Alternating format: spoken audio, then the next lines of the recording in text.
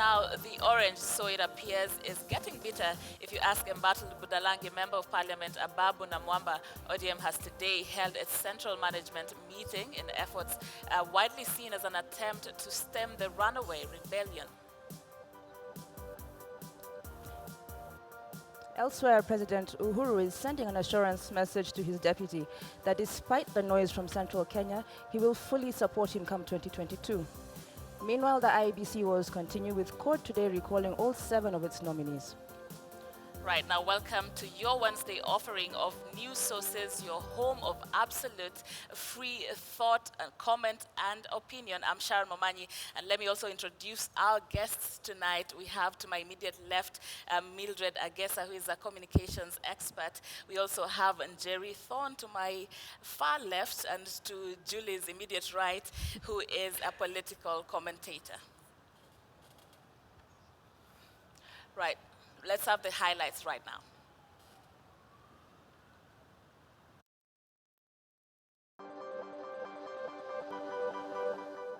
Do I look disgruntled? I have not been disgruntled. I'm not disgruntled.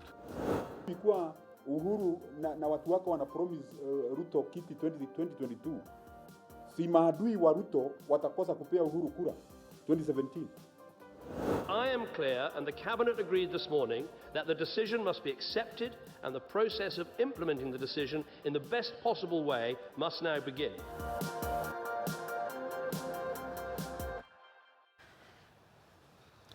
Now, the Court Coalition has tonight withdrawn with immediate effect its members on the negotiated Joint Select Committee. The coalition is protesting that their counterparts in Jubilee are refusing to engage in good faith before the talks begin. I speak for the Orange Democratic Movement. I don't speak for Jubilee. Jubilee could as well answer that if indeed they're plotting something. They can explain what they're plotting. But we are in charge of our own fate. We know the names we have proposed for the Select Committee, and we will not engage in any matter that is not within our domain. So I think I would be forgiven for seeing that Ababu seems to be behaving like his newborn baby, changing position every single day. Because yesterday or the other day, he was saying that it's a possible exit. Today, he's saying that no, that's not the case at all. So are we just back? Are we just fully in campaign mode where people are switching positions, realigning themselves? Huh? Jerry, what's your take on this? Well, I'm not privy to what's going on in Ababu's head. What I do know is that there's definitely something happening internally within CORD. I would say intra-CORD issues. They're quite hell-bent on frustrating a formation of a select committee. The people closest to their principal, which is Gladys Wanga and so on, are the ones who are frustrating it. So it must be coming from some direction from the principal. Well, some would say that direction is actually Jubilee. Jubilee seems to be interfering in court affairs. I don't think so. I mean, I think Wetangula nominated Kalwale. They then said no, he ran on a Jubilee ticket. So they're looking for every which way to frustrate this process. Why would frustrating this process be in their interest, given that they wanted the IEBC to leave in the first place? So my thought would be that they would want the process to proceed. They wanted to proceed, but they want it delayed. Very conspiratorial is my theory. Is that... Yeah, and also we're seeing a code that is just, according to me, is not clear on exactly what it wants, what its priorities are, because at one point they're the ones who spearheaded this whole process in the first place, and right now at the end of that, then seem not to be clear on how they want to, go about the issue. So it's a lot of disorder that we are seeing from CORD, actually. I think the disorder is also very intentional. I think the delays are intentional. I think what they want to do is delay everything, delay the reports, delay the legislative pipeline that then follows the report, so that they can then say, we're cutting it too fine to the elections. in terms of reconstituting a new commission. Right. And in For doing me, I so, think- So they hold don't on, want a here's solution? the Yeah. crux of the matter. In doing so, Yeah. they can then form a transitional sort of government of national unity. Well, And this is the only way they know they'll Jerry, I get to believe you power. started by saying you don't know what they're thinking. I don't know so what that's Ababu kind of is thinking personally, extrapolating. but I can analyze from But what's it could going be on. like a because they've strategy, pushed maybe? for this, absolutely, they've pushed for this. They've tried to create civil unrest. It hasn't worked. I think they Peaceful know for a fact protests. they will never be elected. The only way into power. Peaceful protest, Mildred, is very far from civil unrest because the Constitution allows us to protest peacefully, which is what the opposition was doing. What's your take on the whole IBC, Ababu Namwamba? You know, I think it would be foolhardy for us to even imagine for once that there is discord within CORD. I think this is a very deliberate, politically, strategically calculated move by CORD. I'm very convinced that CORD knows exactly what they are doing. If we are seeing voices of dissent from within, I don't think it is something that CORD is learning off from the TV screens. I think they have internal issues like any party, but I think when it comes to putting together the select committee, they're extremely clear on what it is they want to achieve, on what role they want to play. What is it they want to or achieve? or how they want to go about this. If CORD, in the past few months, as we have seen, have agitated so fiery on the issues of getting the IBC out, then I would be mistaken to even imagine that they do not have a plan or a strategic ambition or vision on how they're going to achieve it. Ababu is being political, and rightfully so. He handles an extremely political position, so why the heck wouldn't he be political? He is being, according to outsiders looking from outside, they might look and think Ababu is indecisive. Is he in? Is he out? Is he trying to direct this thing? Is he being attacked from within? I think CORD has, or an ODM for that matter, has seen this kind of happening before. We have seen it in the past subsequent elections, and they always come up with solving it or bringing in, some sobriety to that level.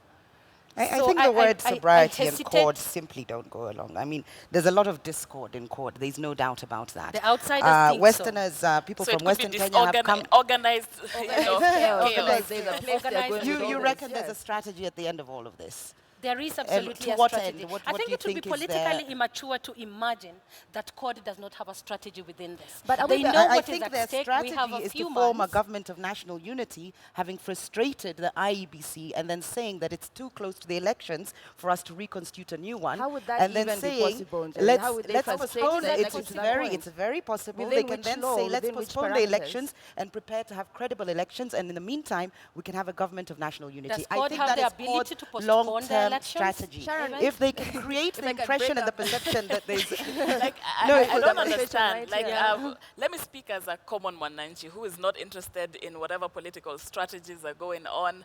Then, because to me, what I see is a disorganization in the party which I want to align with. Perhaps I want to align with their policies. I want to align with a bigger picture. But I'm not seeing this. I'm just seeing a party that is one day putting forward these names to go and speak for our interest. Then the next day withdrawing this. You wonder then what was the process that They're informed out this in the to, first they're out place? to Like, frustrate the I process. don't know. I For- mean, if for CORD was me- genuine about their concerns over the IEBC, there was a petition today that was brought to the National Assembly by Baraza Nyunyukuri, which suggests the constitutional mechanism of actually sort of looking at the IEBC and its merits. And it's not, first of all, it's not, they're not collectively judged. It's individuals. They went there as individuals. So this idea of disbanding the IEBC collectively, in and of itself, is not actually there is an legal. overriding principle of collective responsibility once you're in public office, which they should, per natural justice. Well, the way adhere to. constitutionally the mechanism is that there's a petition, Parliament examines it. If the petition has any merit, they ask the President to set up a tribunal. The tribunal investigates the commissioners individually for gross Jerry, misconduct hold or that thought. incompetence. We have to redefine this discussion by taking the next story here. And the prodigal son made his return to Orange House today after a week of throwing tantrums since 2013. The opposition has had to deal with so-called rebels and its ranks. CORD claims this is a Jubilee strategy to weaken the opposition by buying their legislators. Now, the MPs in question say say that all they are doing is, quote, working with the government to bring development to their people, raising the all-important question, can the government bring development to opposition areas without political machinerization? Do I look disgruntled? I have not been disgruntled. I'm not disgruntled. When issues are raised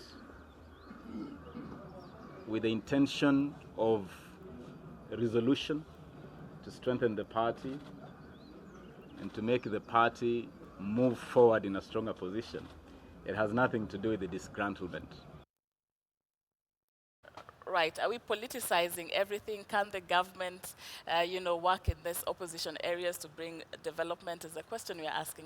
Mildred, what's your take? You know, Sharon, what I think is that, for us in this country, we've been able to, we've sadly been hooked so much into the politicizing of everything that happens. I see a very healthy and vibrant democratic discussion going on within CORD, within ODM. I see young ODM or CORD leaders coming out to democratically raise their heads above perhaps what has been the core, what has been the norm. And so within CORD, within ODM, I also see a space whereby these young leaders, if you might call them the rebels, kina namamba, if I may say, are getting an opportunity to kind of try and break away from a fold or from the status quo as it has been. For me, if you ask me, that is a plus when it comes to political parties becoming more vibrant, becoming more accommodative, becoming more open, becoming more receptive to dissenting voices. Because in my view, a political party, an opposition party, does not mean that you have to extremely toe this particular line. Right. You can have dissenting views, you can have dissenting sentiments, and you're still within that same party. I see that coming out of Ababu, coming out of the so-called rebels, and in my view, it's very healthy democratic conversation within and CORD. as you see this coming out of Ababu, really, what do we make of his, just a week ago saying he's disgruntled, he's unhappy with ODM, right now saying he's not disgruntled? I mean, is this not just outright, confusion? Well, Sharon, I think even next week he might say that he is disgruntled again or not disgruntled. And I am not going to be surprised at all. In my view, what would worry me is a political party where there is absolutely no dissenting voice, isn't there where a better everybody way is of towing the dissenting? Isn't line. there like a more No, but he was structured way very of clear dissenting? about I do not being think- Even said that he was in bullied, the and now party. he's saying he's not disgruntled. So who's been taken for I a Being think the his opposition, being the- discontent and you the know, media attention the- it got served to to get him. him what he wanted. Right. Yeah. I think it was used as a bargaining chip. I think there was a lot of bullying in there. I think people were being forced to toe the line.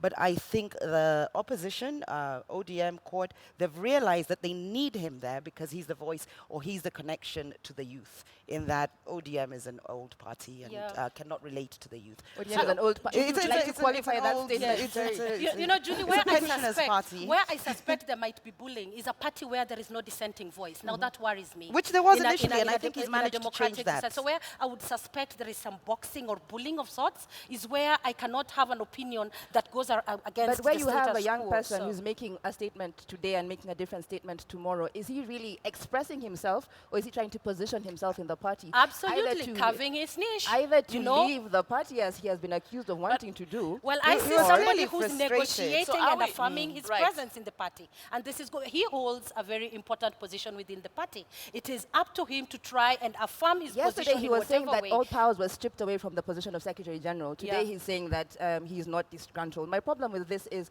what is Ababu saying and where is it taking the party? Well, what and the could have party happened in supporters? between? They might have renegotiated his terms and conditions in terms of the powers he has to exercise within the party, or the amount of support they'll be giving to Western, because that was a concern as well. A number of MPs came together and said ODM or CORD wasn't serving their interest. All right. So I believe there must have been some negotiations that went on So there was internally. indeed a problem. He was a disgruntled Absolutely, man. And behind the absolutely. scenes, And they solved the their problem issues was and stuff. magically So a it's not magic here. wand that solved the I problem don't think it's a within like magic 48 wand. hours? It's negotiations, and he's come out and he said, we'll work at it.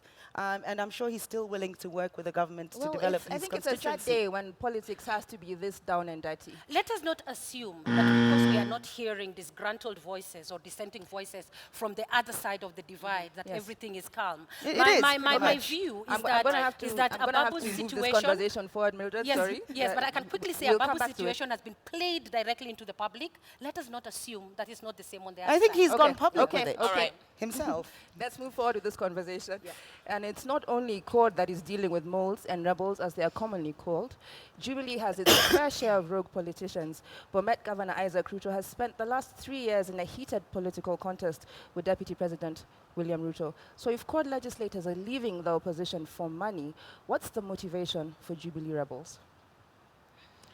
Right. So why we've seen, of course, this great, especially debacle between the two Rutos, and what is that all about, really?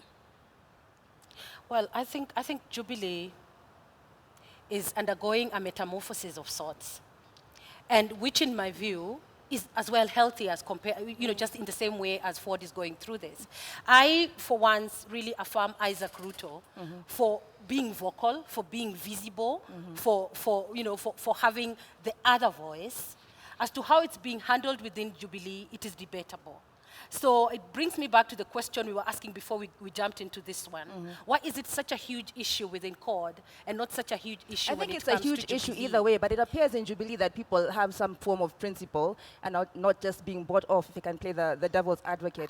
I think it's foolhardy for us to assume there are people being bought off. Raila said the other day without that any Jubilee is kind trying to of- buy off the opposition members to join Jubilee for cash, essentially. And then Ruto came in and said it's not the slave trade, people cannot be bought. On the other hand, Isaac Ruto has been fighting with the DP since day one on matters of principle. So is there an ideological kind of difference between these two parties where one has Like with Jubilee, we see a united front, in and dealing on with the other this issue. side, I you think can what you'll compromise your find with principles. Jubilee is they do have a very healthy democracy within, where you can question and you can dissent without it sort of Jerry, I'll have to disintegrating. disagree No, respectfully, where but carry on. then it doesn't disintegrate into you being bought off. I think that's a sign of a very healthy and vibrant democracy even within the party. Ruto has been quite vocal. I think the people spoke with the Kericho by-elections in terms of whatever sort of issues were there. That would be assuming that the Kericho by-elections went ahead without a hitch whatsoever, and the person who was supposed to be there is there, because it was contested by many people who said that the election wasn't actually fair. And if there is a problem, Absolutely. they can take it up to court. But, as things stand, but there have been as rebellions things stand, in it is Jubilee. Jubilee who won in that As things by-election, stand, as- which is reflective of the sentiments on the As ground. things stand, in 2013, Jubilee also did win, but then there was a petition. And we have to So- accept what the courts deemed to be right. But what do you- Otherwise, we don't stop. We have to have a benchmark Right, but the big of what question is here true. now is what would be the cause of disgruntlement amongst the leaders in Jubilee, whereas in CORD There is no disgruntlement. I think that's quite a strong word. Well, there They is. can be disagreements on matters of principle, Why- as you said, why are they which is normal disagreements and in healthy. Jubilee You and need to have those. disgruntlement in CORD? you I need to- don't no, understand the disgruntlement is choice that of people are willing to political- leave. I don't understand People, the no, choice it's of very political important. terminology The from Jerry. terminology is Right. crucial because what is happening in court, people are willing to leave. It's being suggested by their principals. They're being bought off. This is not happening within Jubilee. Being bought off Jubilee by is very Jubilee. united. Yeah, but- Jubilee is, well, if they can be bought by Jubilee, why doesn't Raila buy them back if that's what he genuinely I believes? suppose the buyer if is it's just about as buying bad and it's a as the slave buyer. trade, Mildred, what that do you think about mentality this? belongs Yes. in the 80s, Right. and that's where Raila belongs. I think to correct Jerry, Kericho was such a stark example of what happened. I mean, they were ready to stand against Jubilee with the opposing side, and it was clear. So they were ready to step out of the Jubilee cocoon and go to the other side. All I'm saying, where was the all that I am indication for saying, that? Right. I think it was a healthy because competition within Kericho a is party. still debatable in how the numbers played out there. How it ended up- How it ended up and That's everything. wild What I'm conjecture. saying- I think if it was debatable, wild the courts would, conjecture. yes, absolutely, the People- courts would have taken it on.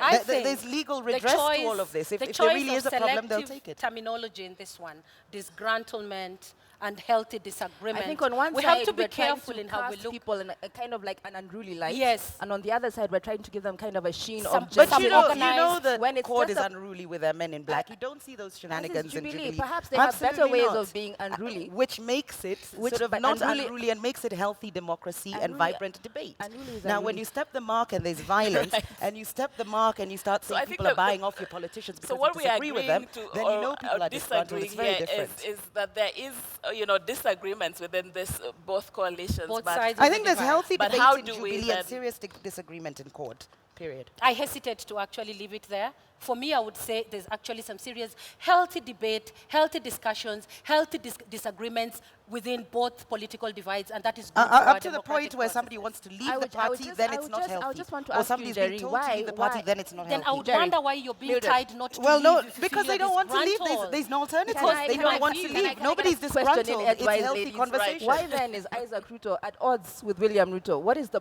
root of As that you conflict? said, it is based on principle. They have different, slightly different ideologies, which you Wh- need. what You is don't that? want this group thing. I don't know the particulars, and I don't talk about them. think slightly different. No, would be the way, there because are this is differences. something that has been and long what you standing. don't, What are what those you differences? don't, what you don't want is groupthink, which is what was happening in All court. right. And the minute somebody Jerry, stood we up have to against hold- it, we have the to hold unity that was so thought. important that they wanted to kick him out. Right, Jerry, we have to hold that thought and move on. Now, Deputy President William Ruto's early campaigns for 2022 are increasingly meeting resistance. William Kabogo recently waded into the 2022 debate, and now nominated Senator Paul Njoroge has given his 2 cents. Just yesterday, State House felt the need to throw its full support behind the DP. State House says it will support Ruto's bid in 2022. That should put the matter to rest. But why are we engaging on an election 10 years away? The issue of 2022 to me does not exist in my head. Because William Ruto, we should ask ourselves whether he fits to come again in as the deputy president of Uhuru Muigai Kenyatta. Wale ambao wanachukia William Ruto, unaweza kukuta wakikataa kupea Uhuru kura 2017. Kwa sababu ikuwa Uhuru na watu wako wana promise Ruto kiti 2022. Si maadui wa Ruto watakosa kupea Uhuru kura 2017. Na je, akitokea awe na maadui wengi kuliko vile tunafikiria? Just start with that question. Why are we engaging in 2022, campaigns and elections at this time, 10 years away from now? I believe there was a cartoon by Gado, was it yesterday in the Standard newspaper, where he shows the 2017 Ruto stuff in a kite in the air. Meanwhile, Ruto and everybody else is we're kind of being distracted from the real issue here, because we're talking about 2022 and we're in 2016. So what gives? What's happening here? I think it's what I would call visionary politics. Development.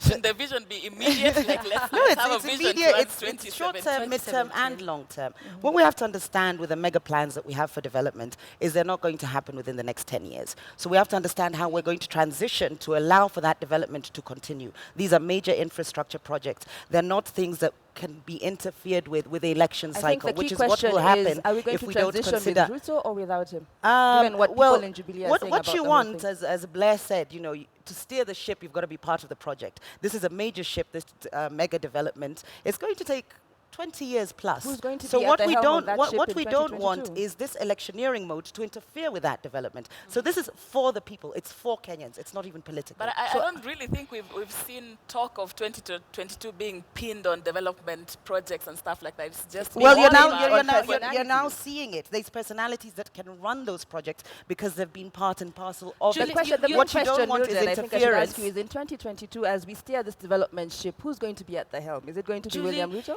I thought it was obvious the writing is on the wall. There's a saying, if you hear a dog barking, you look for its owner. And within Jubilee, twice or thrice, dogs have barked. So, despite the fact that the top echelons of Jubilee speak a different thing when it comes to Ruto's 2022 bid, we've had dogs barking once, twice, severally. The You writing call for it me dog- is on the you wall call it dogs because barking, in but I my think view, these are- it is these an are questions. indication Let's of just discussions have that are Mildred coming from finish within. her thought. So therefore, in my view, I feel if I was William Ruto, I would not sit pretty waiting for 2022. And I would not sit in this bubble, in this cocoon that I am comfortable within Jubilee for 2022. I think that is a serious indicator. Meanwhile- and it has to be a very serious headache for him. Meanwhile, to Mildred handle. and Jerry and Sharon, there's an election coming up next year. Next year. Right. Within months, 14 months. And we're busy talking about 2022. So this political machinations, as we said in the beginning, who's the dog barking in this scenario? Well, And first of all, I think it's Njoroge really a very has no selfish legitimacy. He's nominated, so it's interest. not a reflection of the people. Njoroge is nominated. There's no legitimacy. what do you mean? It's not, what do you There's- mean? Explain that. he doesn't have He's an nominated by electorate. the Jubilee Yes, Party. but he doesn't have an electorate behind him. So when we say there's sentiments from Central, his is not reflective of Central. Cast your mind back to William Furthermore, Kabogo saying the very same thing the there. idea of looking at 2022 is in keeping with the notion of parties of ideologies as opposed to tribal politics. So the idea of driving an ideology, an agenda forward, just the same way Obama will want Clinton and has talked about it for a while now. Very good example. Yeah. So that Uhuru wants So we're who moving away come from tribal 2022? politics, we're going into party and ideological politics, and he's saying, this is our party, this is who's going to head it, and this is who we one want to would continue one to would the also issue argue of democracy. that this is really a demonstration of selfish interest, that all we are looking at is who is going to be at the helm of this leadership, that all I'm thinking about is, let's deliver 2017 and 2022. Are you guys going to be having my back? So it's really hard to, picture this as a development and infrastructure. You know, Julie, I have this curious suspicion that this is a proxy target on 2017. Maybe time will judge. Proxy target? Yes, and this is a message that William Ruto within Jubilee, as the deputy president, should take very seriously. I don't even think that the target is 2022. So I'll leave it there, because I have very curious elaborate suspicions on your suspicions. that what we are getting from in here is an indicator Right. of what we are going to Right, see Sharon, in the I next believe coming months. we have an Okay, opinion let's, poll at question. this juncture, just pose this question to our viewers.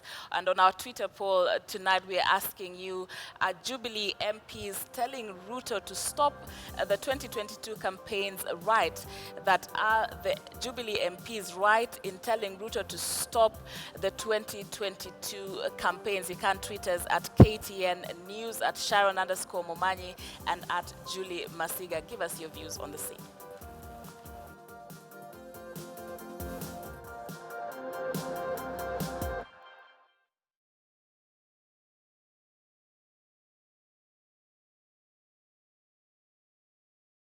I feel like I have to. You guys are unruly. We are, Equal are we? unruly. It makes a show. protests. Are we really? I wish you'd let us really fight. Yeah. You keep Yo. stopping us.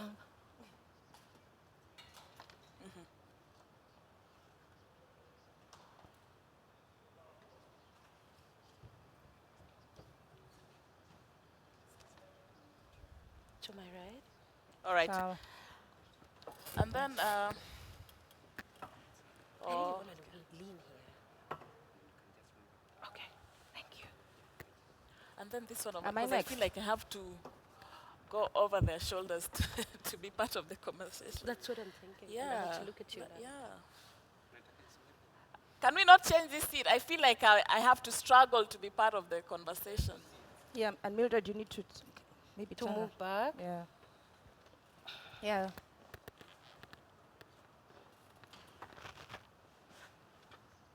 Is that better?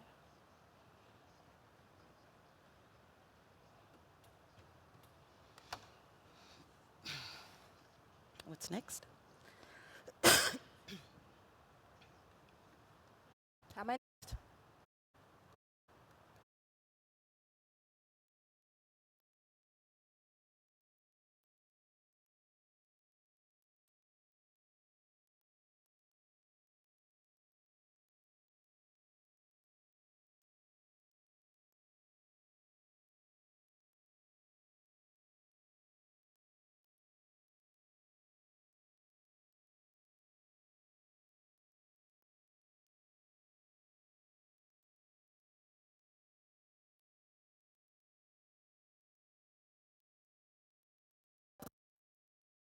Members of the National Assembly and Senate were expected to debate a motion and approve the names of 14 lawmakers from both Jubilee and CORD who will sit in the committee to investigate the current IEBC commissioners and secretariat and recommend legal mechanisms for their removal from office. The ruling Jubilee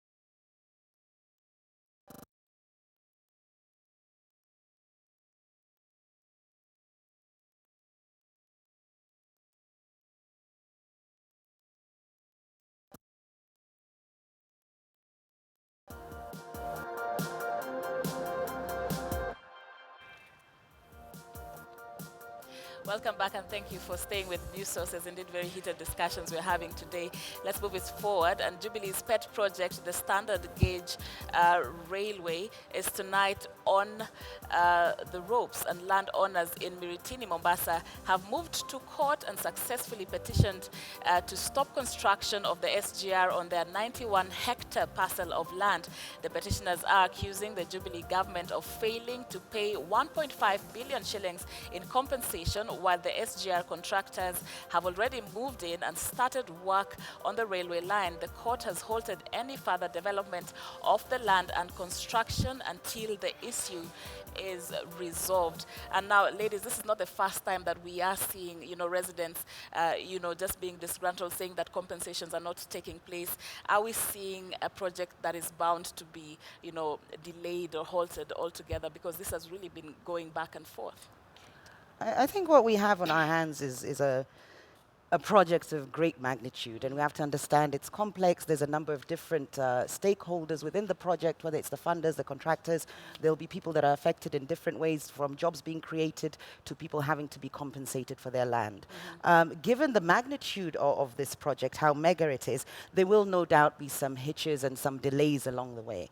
And what's happened is great, because the judiciary is clearly independent and can make decisions that are sort of adversarial towards the government. But it's also important that we understand that there's a number of different stakeholders. So there can be delays. So for instance, in this particular case, there has been a delay from the NLC to pay out compensation because they're waiting for the railway authorities. There's a levy fund that's been set up, and they haven't actually remitted the funds. So, there's a chain here that can be interrupted, and there can be disruptions. Having said that, sadly, we've also politicized this, because what's happening is there's people who want to derail this project, in that it's Jubilee's pet project, so to speak. They want to derail it, and it's well known that there's people bankrolling these petitioners. But the good thing is, it's 14 days, and hopefully it will be resolved. The money will come to them very soon. I think you might have to qualify that statement by saying that people are bankrolling petitioners to stop Jubilee's pet project, but in the same breath, it's costing more than 300 billion shillings, and it's been going on for quite some time now, and we keep hearing that it's progressing very well. So it's quite surprising that it's still running into roadblocks at this stage in time. Right. It will continue to do so until it's complete. Matter of compensation, 1.9 billion compared to 300 billion. Well, they've already compensated 12 billion people as of April. Should be a drop in the bucket for the people who are supposed to pay it out. Mildred, what do you think? Julie, I think to be precise, it's 380 billion. Yes. Of which 90% is being financed by the Chinese. When you say making wild allegations about bankrolling people to go and make these statements, I really, take an issue with that. My problem is that we have, as Njeri says, a great developmental project that risks being dented by malpractice, by lack of following what, laid down procedures should have been put in place before this project was taken up. I mean, Kenya is signatory to all these international, global, and local treaties that talk about resettlement of people to pave way for development, talks about compensation, talks about, I think for us, to veer towards denting a project as huge as this one, then it is a failure on our part as a government. So I see malpractice, I see unprofessionalism in that, malpractice on the part of the government that should actually be in turn be looking out. What do you mean by malpractice? You would expect, because what we've seen is largely the residents getting, not getting their compensation, in time. If the government knew that here we have mapped out a project that's gonna that is of this magnitude, that's going to pass through this point A to point B to point C, before that project even takes off, then the government, of course, has done fiscal studies about who is there and what needs to be done, given it the proper timelines, not to bring it to a situation where people are being bulldozed out of the way, where they're holding placards and saying, you've taken our land, you've messed up, and we have not been compensated. I think this could be avoided. You made, Mildred, by saying that it's a very good project, but I think I read an article saying that there are faster trains around the world, I believe even in Ethiopia, that have cost much less than 300 billion shillings. So, Njeri, with this whole development agenda, we seem to be bleeding money at every turn, running into obstacles, and we don't even have a top-notch railway line. I won't go into the economics of it just yet. What I do want to say is any project, whether it was London 2012 Olympics, whether it's the Brazil Olympics, these are, the UK would have had proper fiscal policies and plans in place, and they've got all the resources in the world to get this, to get the Olympics going. But they ran into problems. It's a major project. It's multifaceted in terms of the stakeholders. There will be glitches, there will be hitches, there will be obstacles. But is it as good For as instance, they say in it this, is? absolutely. Is it worth 300 billion in this, absolutely, because of what it will give us back. But importantly, in this particular case, with this particular person looking to be compensated, they've said, we will compensate you. There's just a delay, and we haven't received all, the railway levy haven't remitted the funds to us. So there is a process, and sometimes there can be delays. And, we've got to be patient sometimes. And the reason I say it's political is because once you start seeing placards, once people can't be patient for 14 days, then you start to pick up a sentiment of there Don't must be people have somebody any behind kind of this. self-agency And there is to somebody, decide that there they've are people appointed which they no, they there must are people protest. bankrolling these petitions because they would like to derail, quite literally, this project. Well, I because have a it's problem. well, I have a it's problem, success. Julie, No, with that- I'll us let you- saying I'll that let you go in people a- we can't have be to move patient to in the 14 next. days. I'll let you I go in have a a second, problem Mildred. because these are livelihoods. These are lives and livelihoods. If my land is taken, my house is actually, like brought down. I don't have a place to Well, put my first of all, kids. these I are don't not have a houses, farm. these are These big are organizations, these are livelihoods. corporates. These are corporates, they're not All right. individuals we're talking about. Yes. These are corporates we're talking about. They're big companies, Ms. they're not Jerry Thorpe, individuals. let's pick this Let's up in a have some second. order and move this Some order. conversation All right. forward. Well, despite a successful online petition calling on the English Parliament to take the country into a second EU referendum, David Cameron has come out to say that the possibility of holding another vote, and I quote, is not even remotely on the cards. So Brexit it was, and Brexit it will remain, as the EU pushes the UK to file for divorce with haste. What does an independent United Kingdom mean for Kenya? Mr. Speaker, the British people have voted to leave the European Union. It was not the result I wanted, nor the outcome that I believe is best for the country I love. But there can be no doubt about the result. Of course, I don't take back what I said about the risks. It is going to be difficult. We've already seen that there are going to be adjustments within our economy, complex constitutional issues, and challenging new negotiation to undertake with Europe. But I am clear, and the Cabinet agreed this morning, that the decision must be accepted and the process of implementing the decision in the best possible way must now begin. So we woke up sometime last week and the United Kingdom shocked the world by withdrawing from the EU. A good example of people power, because it was a referendum and they voted not to be in the EU and now they're out. So we've gone from Brexit to regret. And I'm just wondering, what's going to happen for the rest of the world? Does this decision impact the common mwananchi in Kenya, or is it just a UK-EU kind of scenario? Jerry? I think in the immediate short term, there's nothing to worry about. I'm not an economist, but I know for a fact that there will be a slight turn down in the UK economy, which could affect the aid they then give to Kenya. I think the countries that will be most affected or that should be most concerned in Africa would probably be Nigeria, South Africa, and Kenya. The sector that might be most impacted is the cut flowers sector with their exports. They would have to renegotiate all their current agreements because Britain now has to do it unilaterally.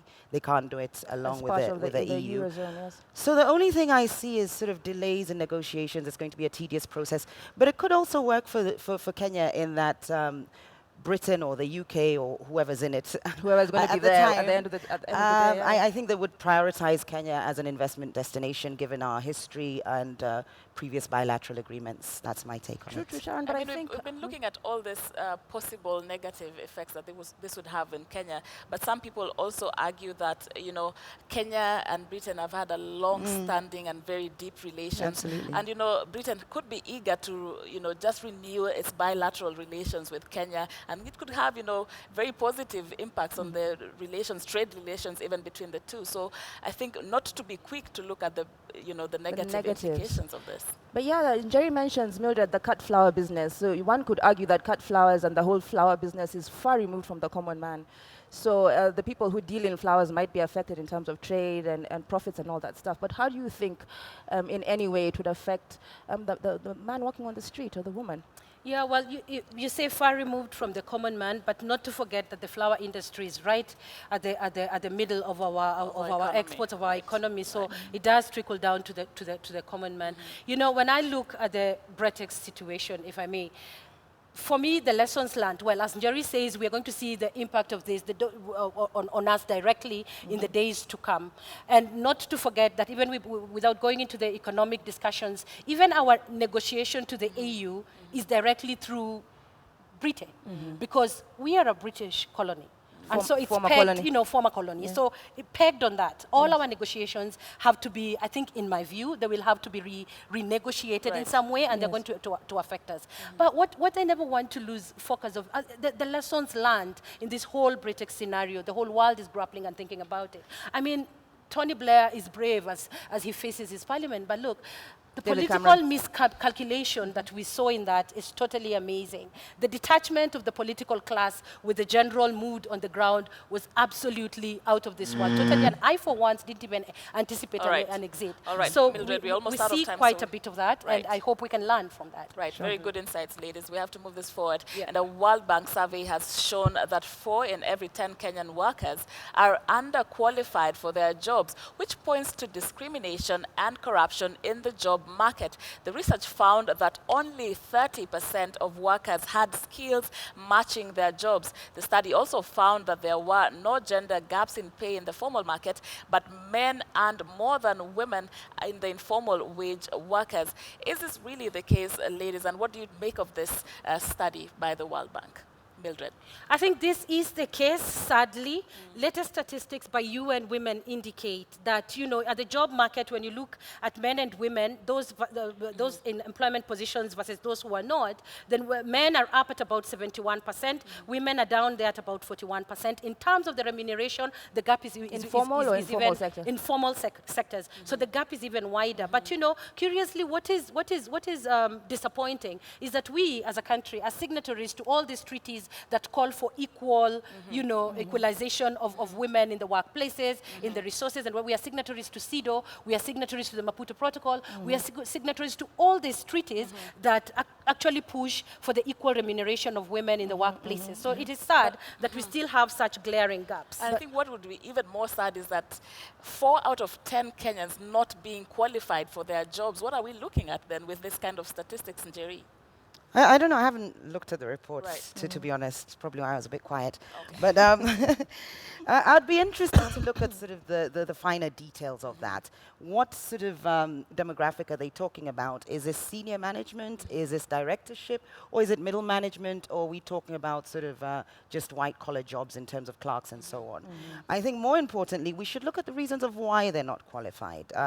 Is it a matter of resources? Do we need more money for training and so on? And So I think what they have pointed to on that, Njeri, is discrimination and corruption. So perhaps situations where these people get their jobs because of what we say commonly here is who you know in that company. If you so know you somebody, yes. wrongly get that kind of So you know, the nepotism jobs. and corruption and all that kind of thing. Inequalities, gender parities, that's clear. Because then you see the gap. But right, men that's and a women in that global issue. sector. I think there's a glass ceiling even in the And West. there are two separate It's- issues. Yeah, there's the gender issue, Right. and then there's the Kenyans Age. being unqualified.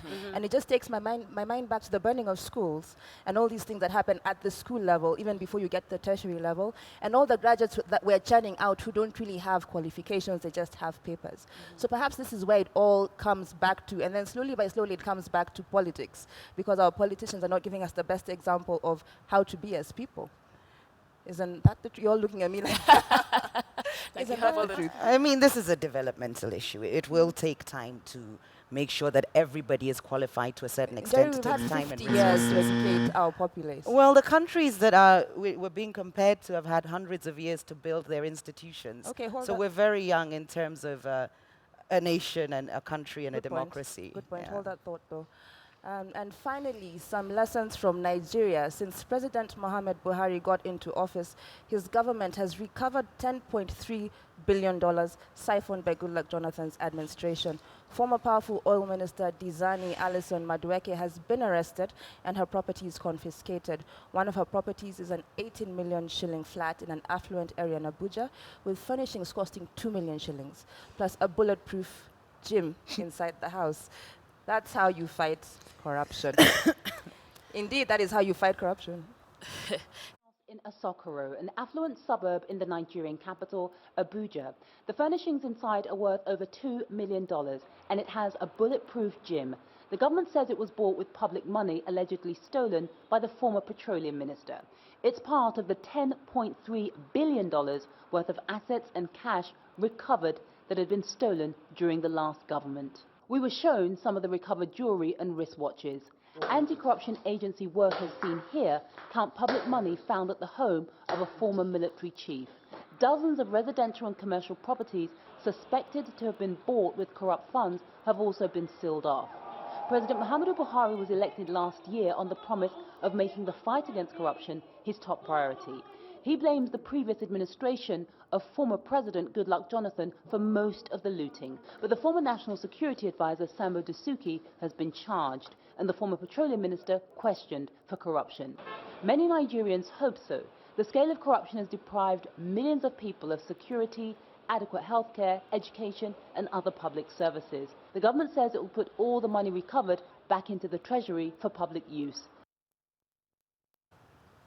Well, that video there is from Al Jazeera, courtesy of Al Jazeera. And we're seeing how, what's his name? Mohammed Buhari is going after these corrupt individuals with vengeance. What caught my eye was a bulletproof gym. Gym. Who's trying to kill you in the gym? Maybe your weight, but it does. What do you guys reckon Well, I about think this? my take on that, I see Buhari as a man weighed down by the pressures of wanting to leave a solid legacy. Remember, he had tried once or twice to get to the presidency, and then here he is coming in a situation where corruption is full blown. But can you fault I him? think Buhari has a very good political sense of it all. I do not believe for once that he's able to uproot all that needs to be uprooted when it comes to corruption, but I do believe that he's a man on a mission to leave behind a legacy with an impact of sorts. And for that, surely he should give it a go, at least. I think he already is. Yes. I think he already is. So It was unheard of. It's bigger than legacy. Absolutely. It's more about actually trying to It clean was up the unheard country. of in Nigeria Yes. to have, officials at that high caliber Yes, being, directly investigated and outed. Yes. So for me, I think it's momentous for Nigeria and should be momentous for the continent. And we can draw parallels with our neighbor right here, JPM, yes, right, in Magufuli, who's Tanzania. also trying to sweep with a very big broom all the problems off the streets of Tanzania. And Jerry, what do you think? I believe in institutionalized governance over sort of personalized governance. So naturally, I'll lean towards the idea of, I love that Magufuli is out there doing what he can, but it can't rest on the whim of an individual. And what we have in Kenya is institutions that we're looking to build, and hence the processes we have for sweeping some of these malpractices might take a little bit longer, but they're fair and it's due justice and it follows the rule of law, which I think is a lot more important than just this idea of sweeping everything clean. I remember a professor of mine once asking, if you were given the choice between an angel and a lawyer, which would you choose? An angel for sure. Well, the devil will come disguised as an angel. That's why you should always go for the lawyer. For the lawyer. The lawyer is the So devil. Well, basically, what you want is strong institutions. I think Magufuli has been, it's been more personalized governance, I think which Africa could is a bit lead of a to a different kettle dictatorship. of fish, given the way we operate with our politics, which are so I think personalized. so. And Yes. even as Njeri speaks about institutionalized governance, I mean, what we really need as Africa and many nations really grappling with, high degrees of corruption is whatever really will work to tame this beast. And if it is personalized governance, I would say go for it.